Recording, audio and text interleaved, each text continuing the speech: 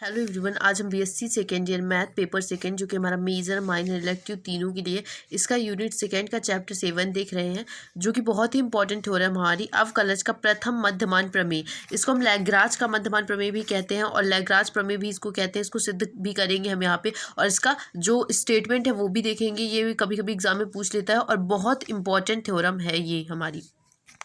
तो इसका जो स्टेटमेंट है वो कहता है, यदि अंतराल ए बी, इसको अपन पढ़ते हैं क्या, विवत्र अंतराल, जो हमारा क्लोज इंटरवल होता है, और जो हमारा छोटा वाला कोष्टक होता है उसको हम पढ़ते हैं ओपन इंटरवल यानी कि विवत्र अंतराल। ठीक है, तो इसको हम पढ़ेंगे संवृत अंतराल पर परिभाषित फलन।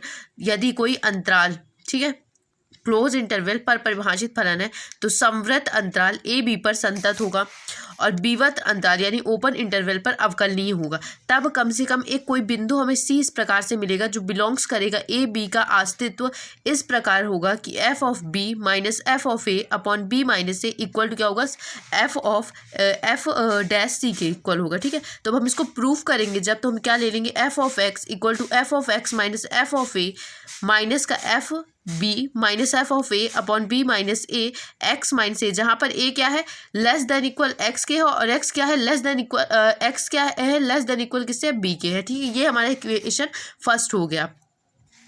अब इक्वेशन फर्स्ट में f of a equal to 0 और f of b equal to 0, यानी कि ये दोनों क्या है हमारे पास, इक्वल है।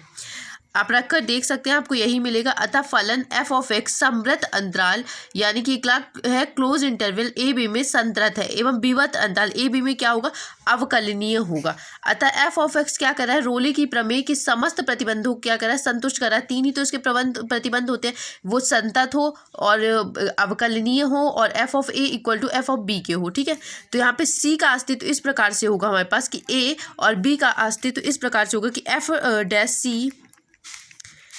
डैश सी इक्वल टू, अगर हम 0 मान लें तो यहाँ से हम लेंगे f dash c minus F of B minus F of A upon B minus a equal to 0। ये हमने मान लिया। अब हमें क्या करना है, एफ ऑफ सी, यहाँ से आप क्या करेंगे, एफ डैश सी, इसको इस तरफ पक्षांतरित कर देंगे तो क्या आ जाएगा, F of B minus F of A upon B minus A, जो कि अभीष्ट परिणाम है हमारा, जो कि अभीष्ट परिणाम है।